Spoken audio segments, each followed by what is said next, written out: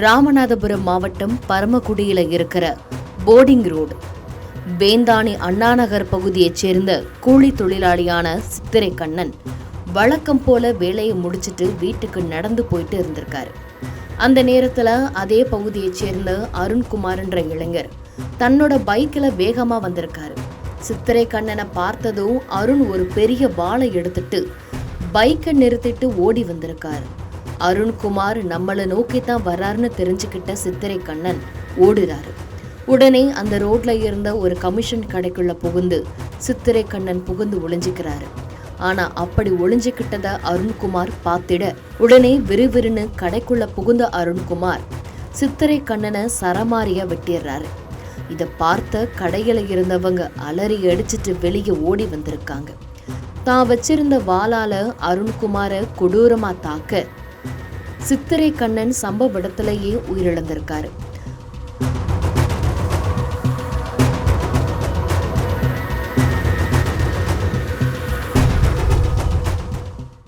அதுக்கப்புறமா ரத்தம் படிஞ்ச சட்டையோட கடைக்குள்ள இருந்து வெளியே வந்த அருண்குமார் தான் வந்த அதே பைக்கை எடுத்துட்டு அங்கிருந்து கிளம்பி இருக்காரு. இப்படி கொலை ஒன்று நடந்ததை தகவலா தெரிஞ்சிட்டு சம்பவ இடத்துக்கு வந்த போலீஸ் ரத்த வெள்ளத்துல உயிரிழந்து கிடந்த சித்திரை கண்ணனோட உடலை மீட்டு பிரேத பரிசோதனைக்கு அனுப்பி வச்சுட்டு விசாரணையை தொடங்கினாங்க. அப்போ இருசக்கர வாகனத்துல அருண்குமார் தப்பிச்சு போன சம்பவம் போலீஸுக்கு தெரிய வந்திருக்கு. இதையடுத்து அங்க இருக்கிற சிசிடிவி கேமராவை செக் பண்ணதுல அருண்குமார் போன பைக்கோட நம்பர் போலீஸ் கண்டுபிடிச்சிருக்காங்க. உடனே மாவட்ட எல்லையில சுத்தி இருக்கிற எல்லை செக் போஸ்ட்லயும் பைக்கோட நம்பரை சொல்லி வாகன சோதனையில ஈடுபட உயரதிகாரிகள் கட்டளையிட்டிருக்காங்க. இந்த நிலையில கொலை பண்ணிட்டு மதுரைக்கு தப்பியோட பிளான் போட்டு பைக்கில் ஊர் எல்லையை கடக்க முயன்ற அருண்குமாரை வாகன சோதனையில போலீஸ் பிடிச்சிருக்காங்க.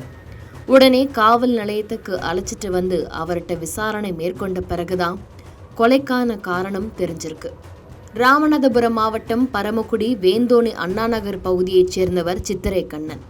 49 வயதான இவர் அந்த பகுதியில சுமை தூக்கும் தொழிலாளியா வேலை செஞ்சுட்டு வந்திருக்காரு.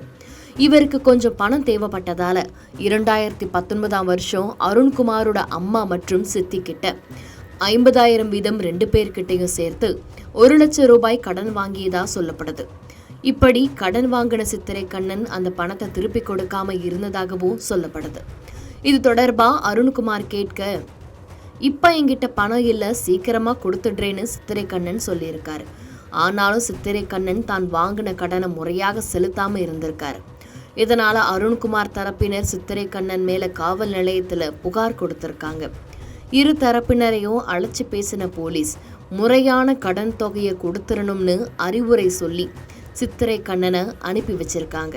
சரின்னு சொல்லிட்டு கிளம்பின சித்திரை கண்ணன் மறுபடியும் பணம் கொடுக்காம ஏமாத்திட்டு வந்திருக்காரு. இதனால கோபமான அருண்குமார் சித்திரை கண்ணன் வீட்டுக்கு போய் பணத்தை கேட்க 2 பேருக்கும் வாக்குவாதம் ஏற்பட்டிருக்கு. சித்திரை கண்ணன் அருண்குமாரோட தாயை தகாத வார்த்தையில திட்டுனதா சொல்லப்படுது. இதனால 2 பேருக்கும் கை கலப்பு ஏற்பட பக்கத்துல இருந்தவங்க 2 பேரையும் அங்கிருந்து அனுப்பி விட்டுருக்காங்க. அருண்குமார் அங்கிருந்து கிளம்பி போனாலும் தன்னோட தாய் குறித்து சித்திரை கண்ணன் பேசினதை அவரால் ஏத்துக்க முடியல. இதனால வேலையை முடிச்சிட்டு வீட்டுக்கு போயிட்டு இருந்த சித்திரை கண்ணனை பின்தொடர்ந்து வந்து கொலை செஞ்சதா அருண்குமார் போலீஸ்ட வாக்குமூலம் கொடுத்திருக்காரு. அதன் அடிப்படையில அவரை கைது செஞ்சு போலீசார் அருண்குமாரை சிறையில் அடைச்சிருக்காங்க.